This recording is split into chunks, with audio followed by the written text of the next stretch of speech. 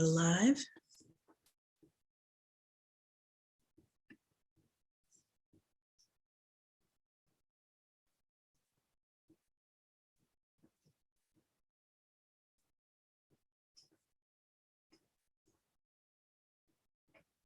Okay. And I believe we have just gone live onto YouTube.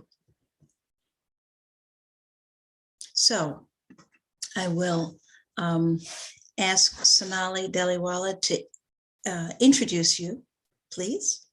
And then we'd love to hear from you. Thank you. Great. Hi, Dr. Larson. Thank you so much for joining our class today.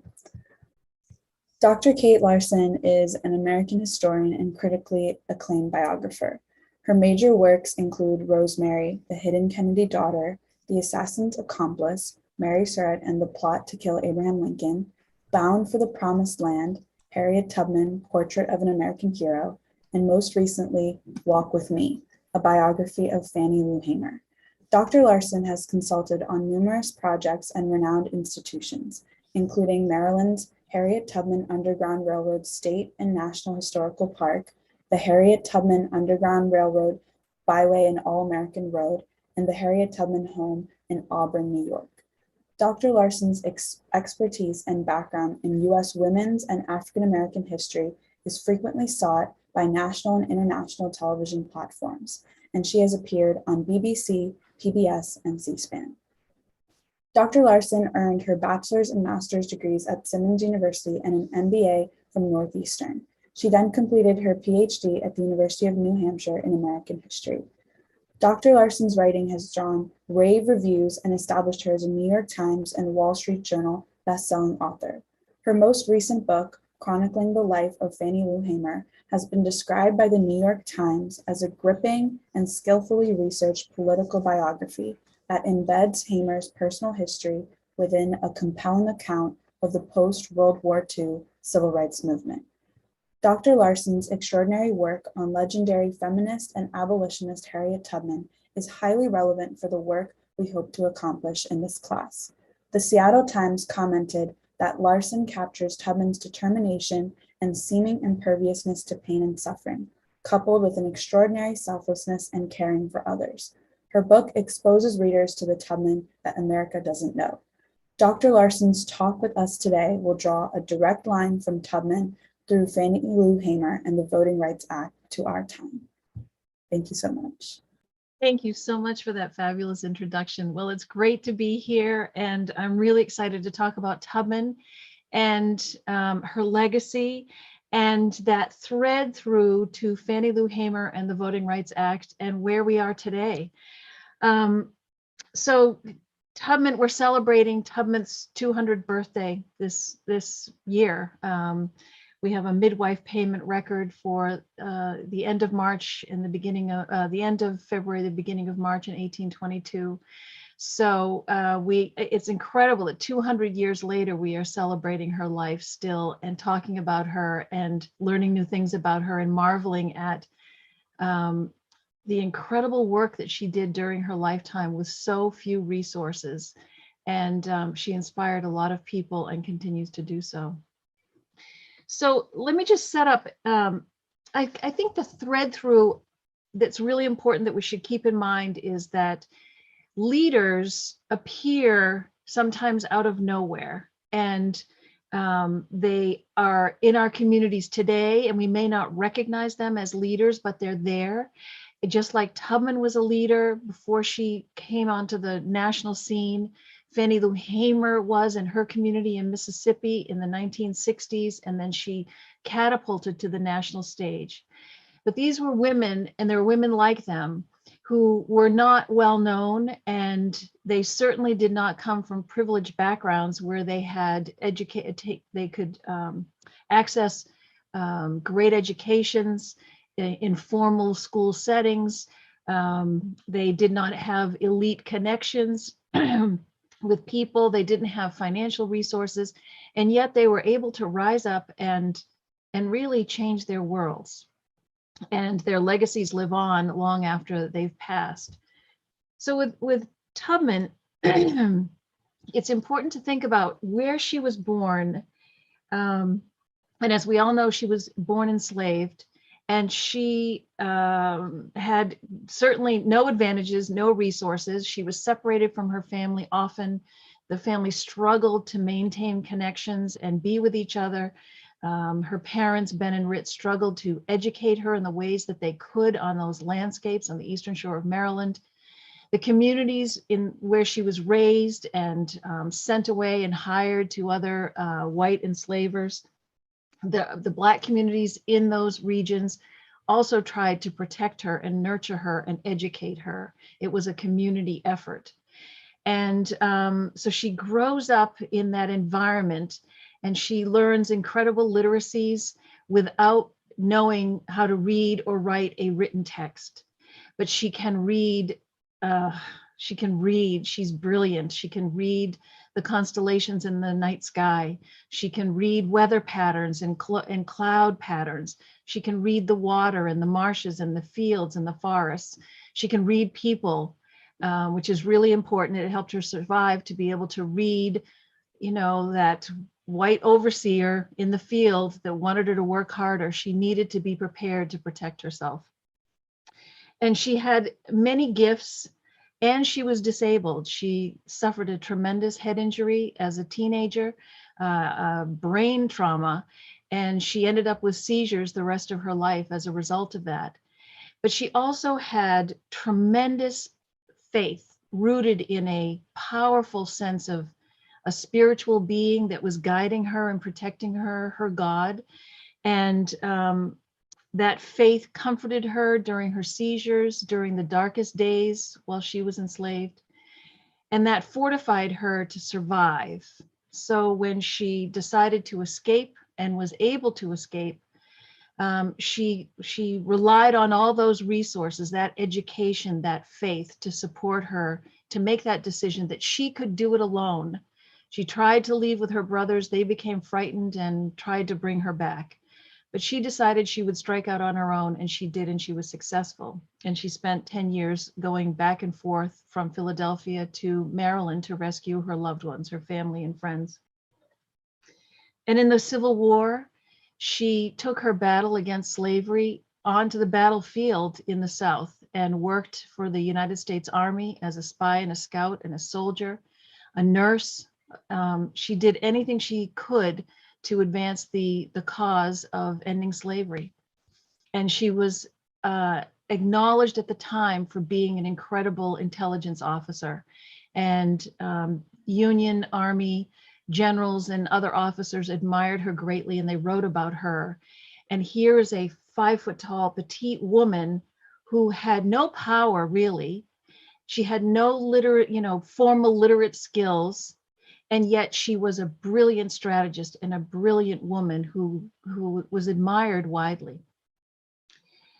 She was a property owner in Auburn, New York, where she settled with her family the last 50 some odd years of her life after the Civil War.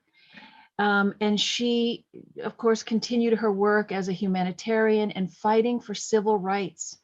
And she wanted the right to vote. And her brothers got the right to vote in New York after the Civil War, but no woman could vote. And it was something that she fought for the rest of her life, from the end of the Civil War until she died in 1913. And after establishing herself and helping to raise orphan children in the community and helping people, with food insecurity, housing insecurity, healthcare needs, she really devoted the last 25, 30 years of her life to getting the right to vote. And she attended suffrage conventions, and she would get on stage and remind those white suffragists that she deserved the right to vote, because many of them were very racist and they were not interested in extending the franchise to Black women. They wanted it for themselves. And she was a reminder that she deserved it too. And she had fought in the Civil War, and she deserved the right to vote just like they did. And she moved people, and she changed people's minds, and she was very effective. And so it is a tragedy that she died before she could vote. And as a matter of fact, on her deathbed, she told Mary Talbot, who was the president of the Empire State Federation of Colored Women's Clubs, she said, "Tell the women to stand together, for God won't forsake them." And she knew that women had to join together and fight for it together and not be divided by race. And so her leadership lingered for a very, very long time. People listened to her, despite the fact that she did not have a formal education. And people were pretty elitist at the time, as they are today. But she had a message that resonated with everybody. And I can draw a straight line through to Fannie Lou Hamer, who was born 4 years after Tubman died. Hamer was born in 1917 in Mississippi, far from New York and far from Maryland. And she grew up impoverished in a large family that worked very hard in the cotton fields for little reward, little financial gain. And she suffered from lack of nutrition and health care. All of her family did, and her neighbors. She had a spotty education. She had to leave school in 6th grade when she was about 12 years old, and to work full time in the fields to help support her family. But she was bright, and there was something about Hamer. She was the last child of 20 children of Jim and Ella Townsend. 7 of those children had died before Hamer was born in 1917. So she was raised as this special child who had survived, and her mother doted on her. Her mother was a fierce, protective mother. And Fannie Lou Hamer learned a lot from her mother and her father, who was a part-time Baptist minister as well. And she could see the inequality and the discrimination in those fields and in the bayous of Mississippi, and the violence that was perpetrated against Black people because they wanted to be equal. And she looked and she learned and she listened. And when she became an adult, there were moments when she participated in the civil rights movement quietly in Mississippi. A lot of people don't know that, but she was involved in trying to get people to register, to get memberships in the NAACP. And she, really wanted change in her community. And I look at what happened to her, how she became a leader. She had the characteristics of a leader already. She complained to the other sharecroppers in the fields that it wasn't fair the way the boss man was weighing the cotton. She could tell that he was cheating them by using a weight that had been altered. So when he wasn't looking, she'd put her own weight there and make sure that everybody got paid what they deserved for picking the cotton that they picked for the boss man. Her friends and other sharecroppers thought she was crazy to risk her life by doing that behind the boss man's back, but she did it because she knew it was right.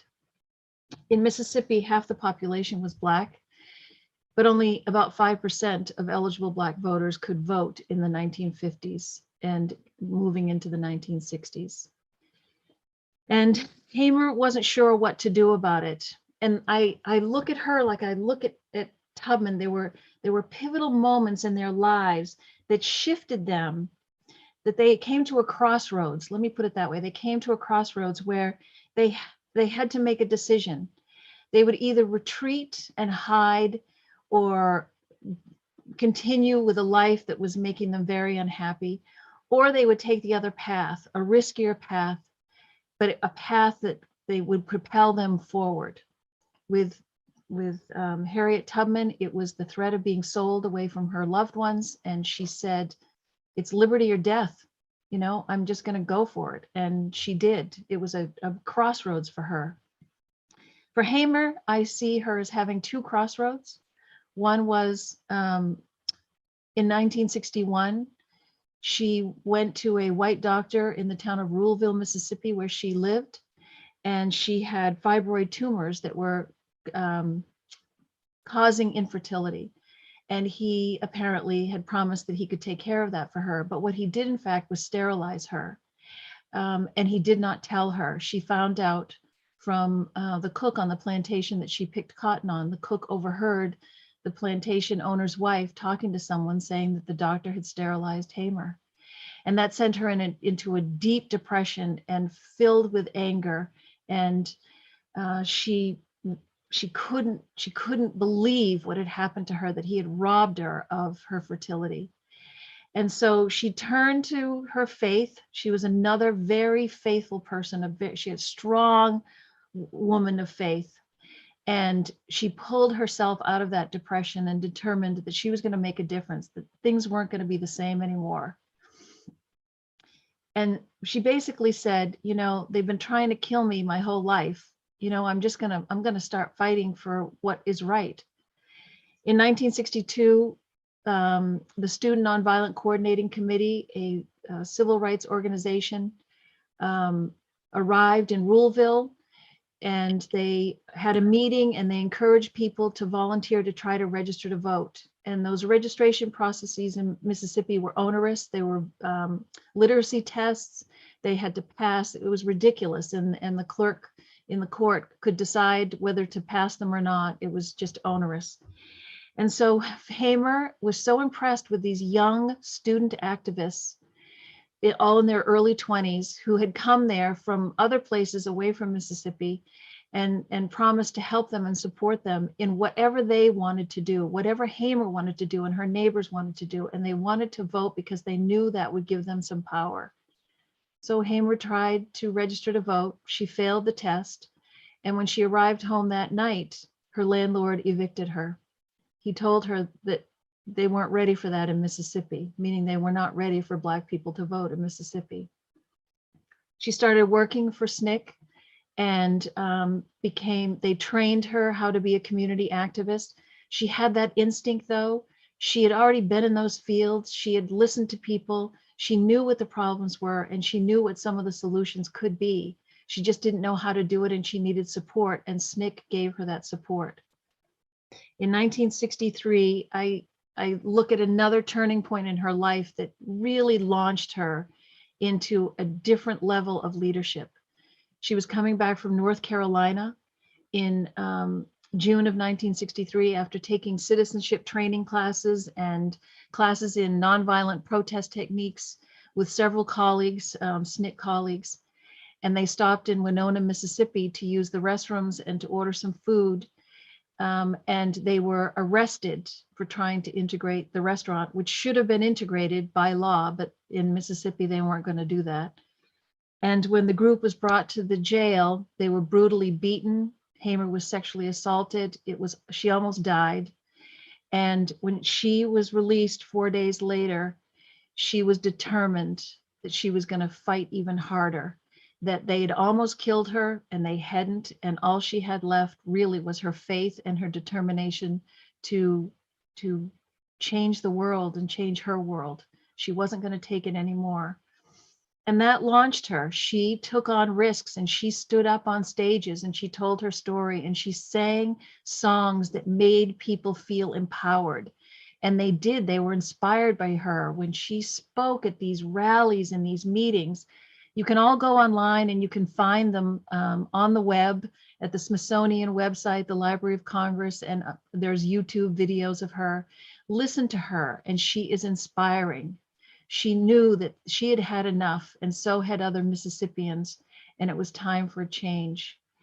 And when she eventually made it to the Democratic National Convention in 1964 in August, when they were trying to vote to nominate President Johnson, she made a remarkable speech pleading with the Democratic Party to allow her fledgling Mississippi Freedom Democratic Party delegates represent Mississippi, not the all-white Mississippi Party that was not representing African Americans in Mississippi. And she gave a speech that made people in the ballroom where she was speaking cry. And that night when NBC News aired it on television, the nation was shocked and they were moved deeply, and they demanded, in a sense, that there be change.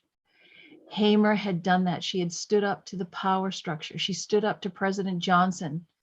And while he would not let her be seated on the convention floor, he would in turn end up signing the Voting Rights Act of 1965.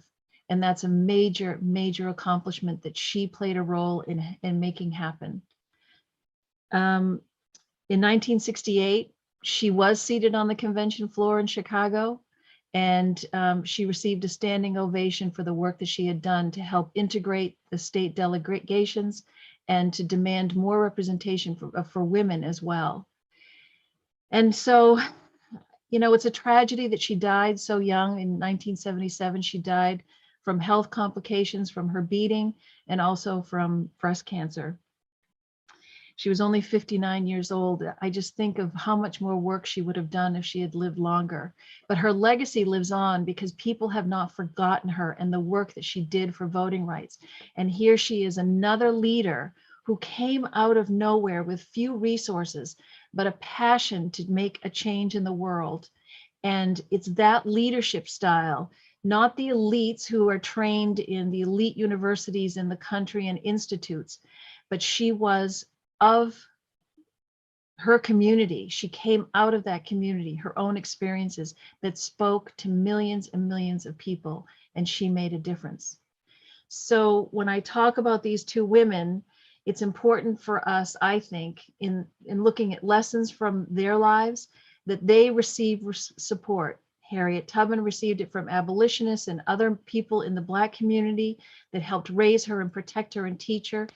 And then Fannie Lou Hamer, the same way. She learned on those landscapes in those communities, and then the support of SNCC and other civil rights activists that helped elevate her and carry her message across the country. There are women and men like that in our communities today, and we need to be able to identify them. They may not be traditional, but we need to be able to identify them and move them forward and elevate them to help them to accomplish our goals. And right now it's securing voting rights for everyone across the country. So I'd love to discuss some of this with you and take some questions.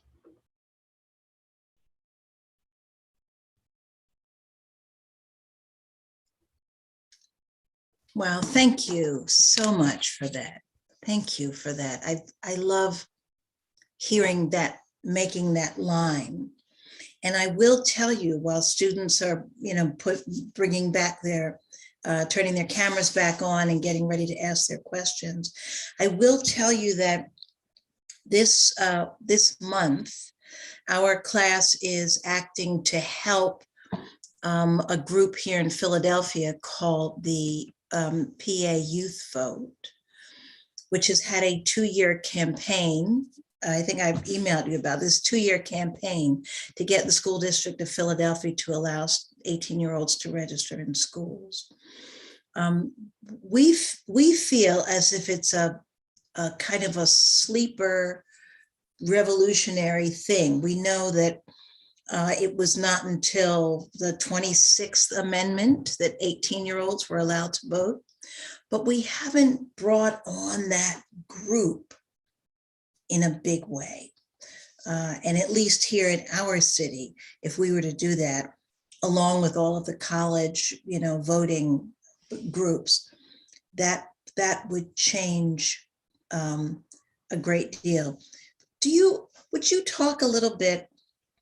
One thing that we keep thinking about is how there have been direct laws for years to keep people from voting, keep African Americans, keep Chinese Americans, keep immigrants, keep women. But there's also something else, which is the effect of suppression, to more subtle ways to keep people away. One of the things we've been talking about with the PA Youth Vote is the way that possibly getting registration in schools would change civics courses, would change, all the ways that we talk about and educate people for the vote. And both these women were so important for educating other people.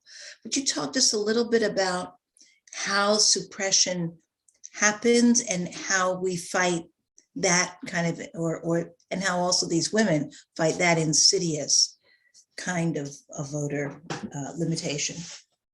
So there are so many ways that suppression and limitation plays out. There's the obvious ways of gerrymandering and things like that, and throwing out, voter applications, or they haven't voted in 2 years, so their voting rights are cast aside. But there are other subtle ways that it happens. I know for Hamer, it was very obvious and very blatant, and it was very violent. I mean, they would not let people vote. They would threaten them as they approached the polling stations. They would meet them at home and fire them from their jobs, or shoot at them and things like that. But then there are subtle ones, like you were saying. So in order to help young people turning 18 to understand the importance of the vote, or learning how to do it, and to value it, that education has to happen, because the world outside is often saying your vote doesn't matter, your vote doesn't count. We hear that all the time. You live in a city that's predominantly, I'm going to say, Philadelphia Democratic, so your vote doesn't really matter. That's such an awful thing, and it's throughout the country that's that way. Everybody should vote. And 18-year-olds, they're expected to be full adult citizens, and they can go and fight in wars, and that vote matters. That vote really matters, and I'm imagining many of them want to embrace it. They just don't know how. So this excites me very much that all of you students are involved in this project, because it really is about young people talking to other people. You have the energy and the enthusiasm, and I think it just becomes infectious. And I just think of Fannie Lou Hamer, who was 20 years older than the other SNCC activists. So it was kind of an oddity that there were all these young people, but then there was Fannie Lou Hamer. She was not leading them, and they weren't leading her, but they were supporting her. And they admired her so much, and they learned so much from her. But they knew right away when they met her that she was a leader in the community. Nobody told them that. They saw it. And I'm sure all of you, when you go into the communities, you identify students that are leaders. So if you do that, if you already have, then think of ways that you can support them, because they can reach out to their fellow 18-year-old students. You all can help them and start a chain reaction of everybody wanting to register to vote, and to campaign with their school committees, their town, the city fathers, mothers, whoever they are, council people, to make a difference and make it easy for them to register to vote. So it's all about ease of access. We're all citizens. Why should it be difficult? That's the basic question. Why should it be difficult? And everybody should want to vote and have the ability to vote. And I think your project just sends that message before you even walk in a room. So it's very exciting what you're doing, and I hope you're all inspired by it and keep doing it. Does that answer your question a little bit, Lorene? It does answer my question. Thank you. I'm sure we have other questions. And I'm sure you'll ask them now quickly before she goes back to Texas and doesn't talk anymore to us. You can just ask it. You don't have to raise a hand.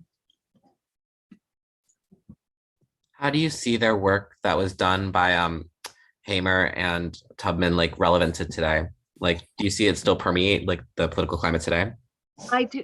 We think that it's so unique what's going on today, but of course it isn't. It's just manifesting itself in a modern way, but this has been going on for a really long time. And, Tubman really struggled, but she never gave up. This is a key, not to give up, to really keep showing people that it is worth it to keep fighting. And Hamer never gave up till the day that she died at such a young age. She did not give up. She knew that there was more, and she knew that the vote, Tubman knew the vote was really important. And as a property owner, she really thought, what the heck, I can't vote, and I own this property too, which was a big thing back then. But for Hamer, voting meant being able to bring preschool education into her community, healthcare resources, helped address food insecurity in her community. Without the vote, no one would listen. There was housing insecurity. Once they got the vote, they were able to bring in federal housing projects that changed the community. People had shelter. Some of them who had been suffering for so long finally had clean living and plumbing. So the vote matters in communities. And sometimes it's difficult to see in our communities how the vote is going to change things. But believe me, no matter where you live, the vote matters deeply and profoundly. And Hamer knew that. And so for you to understand that, that legacy goes on. We're still fighting for preschool education, healthcare, access to healthcare, access to quality food, housing, et cetera, transportation, roads, infrastructure.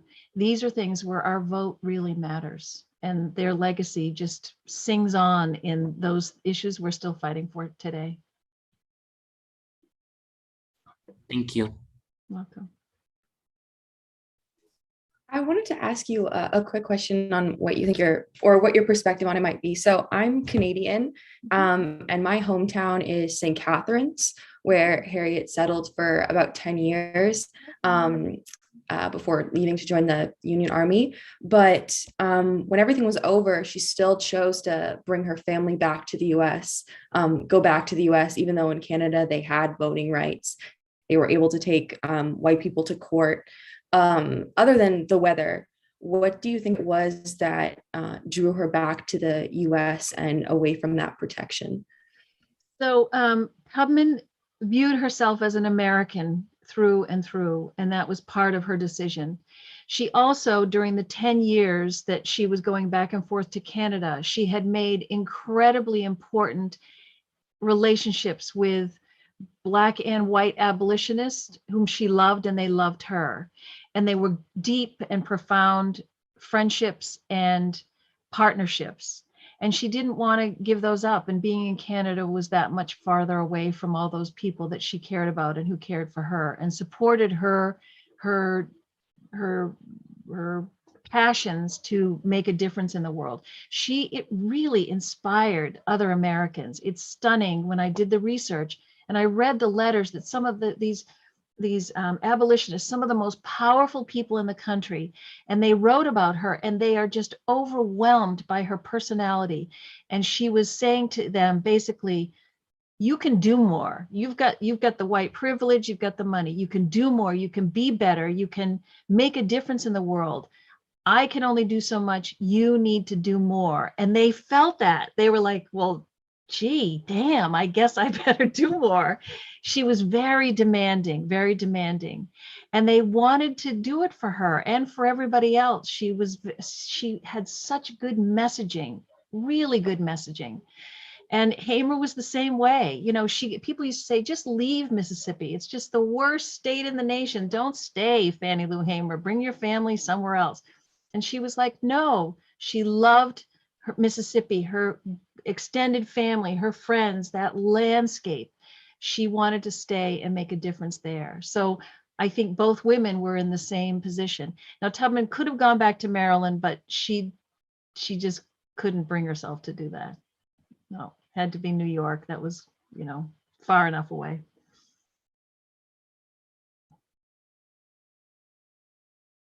Anybody else? What do you think of the modern day Supreme Court case that recently came out about Alabama and the second majority Black district? This is complicated. I'm worried, and I'm there's another one that's coming up too, and I'm going to have confidence in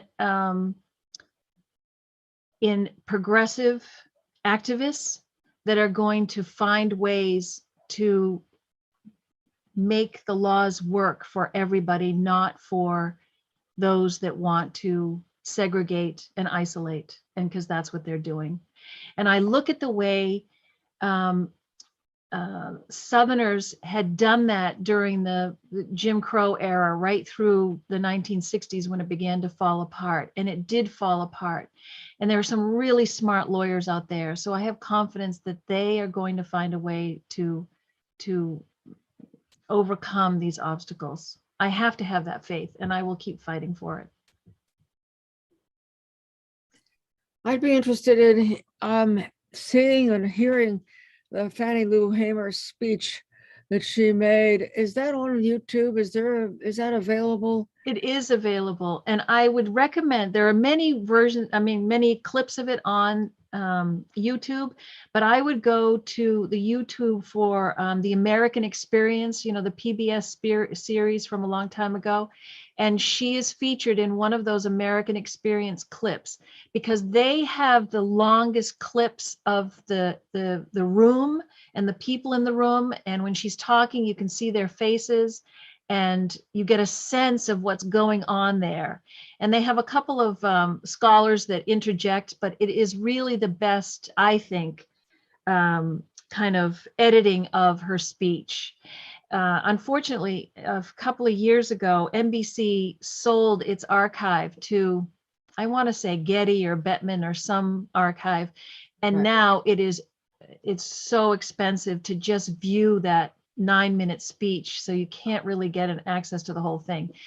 But you'll see enough and you can hear the whole thing. There are lots of recordings of it online, but to see her and to see the people in the room is really important. So the PBS American Experience series with Fannie Lou Hamer at the 1964 Democratic Convention is the one I would watch. Thank you. Yeah. I had a question going back to Tubman's story. Clearly, her story is very inspiring and has incredible value to know about it and her legacy. And just thinking about our work with PA Youth Vote, we've been focusing on the importance of civics courses in teaching students, the importance of our voting system. But I think there's also an important role that history classes can also play. Even though civics is definitely something that's not focused on, I think history classes have the opportunity to, I guess, share the significance of voting. But often in history courses, especially growing up, we see that there are certain legacies and stories that are elevated and others that are kind of glossed over and maybe not paid particular attention to. And I'm sure there are lots of young students who don't know the story of Tubman. So I'm just kind of wondering, how do you think, I guess maybe including more of these histories could affect how students view the importance of voting, especially knowing about her past and her history and how she believes she could accomplish so much with her vote. Right. So I think that, this has been a struggle for probably 30 years or more, where people, educators and university scholars were trying to make changes in those education standards in K through 12 to bring in the richer, more diverse history of this nation rather than just the big guys at the top of the totem pole. And there were battles over it, in the 80s and 90s, it was really hard. But then there was a leveling off. And I think the histories that you've all learned growing up are richer than the ones that I learned like back in the 60s and 70s. So, but I think we have to talk about these historical characters in ways that you can relate to them. Now, it's hard to relate to a Harriet Tubman who was born 200 years ago and she was enslaved and she couldn't read or write. But if we step back from that and look at her as a girl and a teenager and a woman who did all those things, she loved her family. That's what she did a lot of her work for. She had deep faith. Many people live with deep faith. And she wanted to fight to make the world a better place for her and for everybody else. So we can tease out the things that she did. She was a soldier. She ended up being a veteran. Those are things that people can relate to today. And her work to extend the franchise to herself and everyone else in the community. If we could just take off the clothing that we all see her in from the 19th century and just imagine her as a modern day woman who's going to fight for what you want to fight for today. like healthcare and all those things. And you need the vote to be able to make some of that happen. So I think in civics and in history classes, we just have to make people seem real. And we can, because they were human beings and they loved people and they hated people and they, they prayed and they swore and they, they get frustrated and then they celebrated, and, just look at them as real people. And if we as a community can do that, then the magic will happen. The magic will happen. I feel anyway.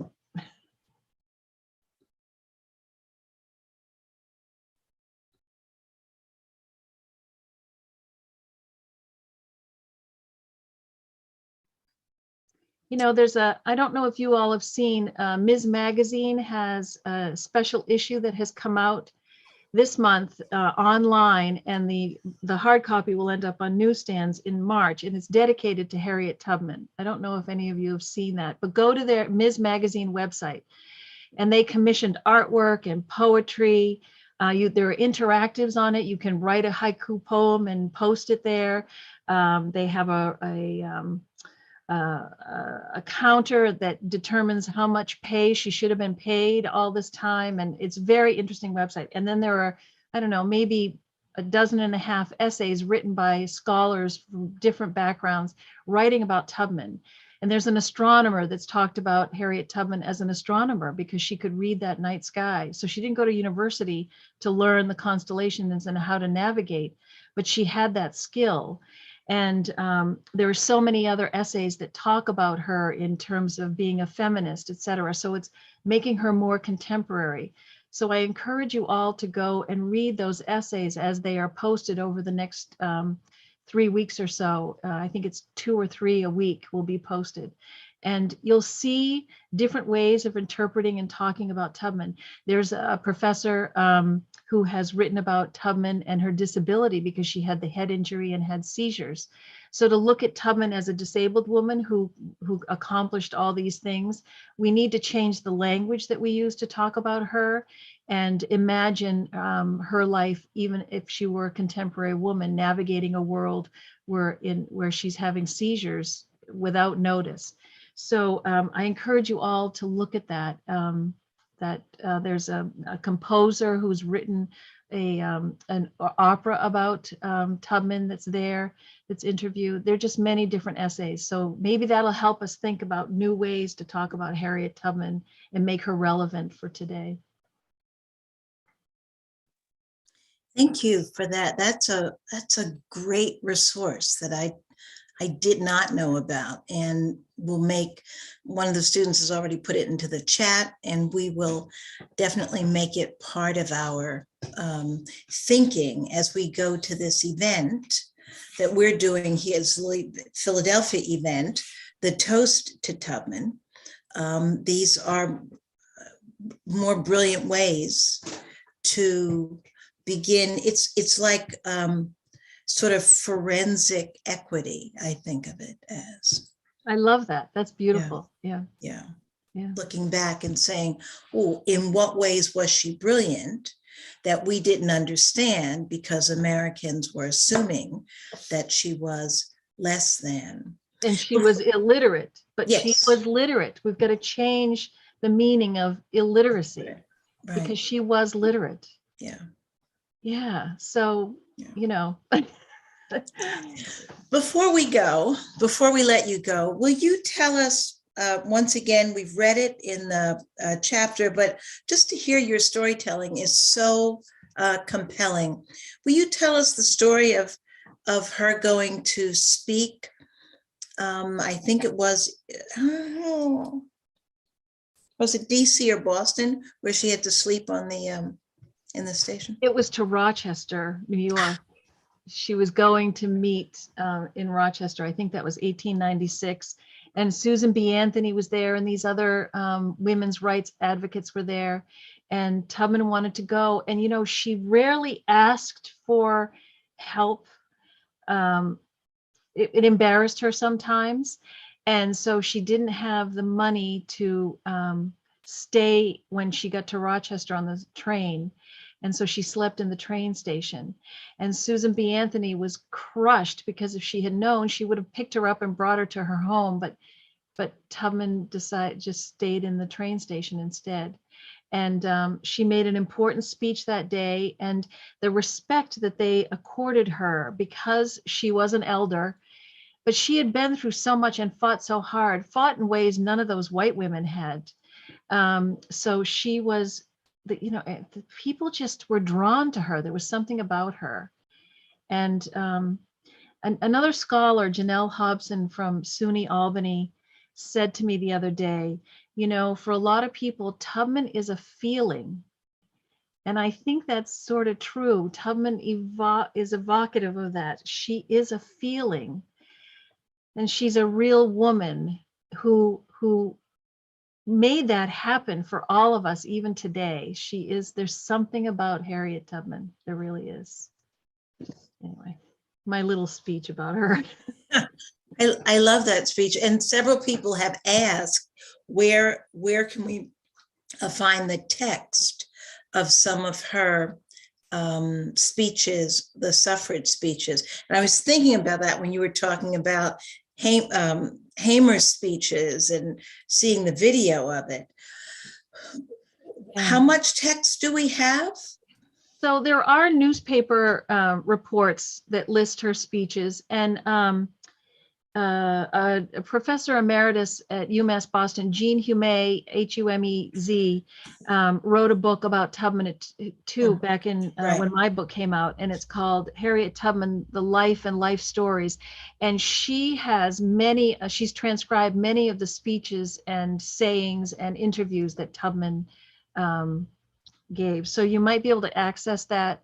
I think there are ebook versions in libraries that you can probably, borrow, and you could see the speeches in there. But some of them are listed in newspapers if you can access old newspapers online.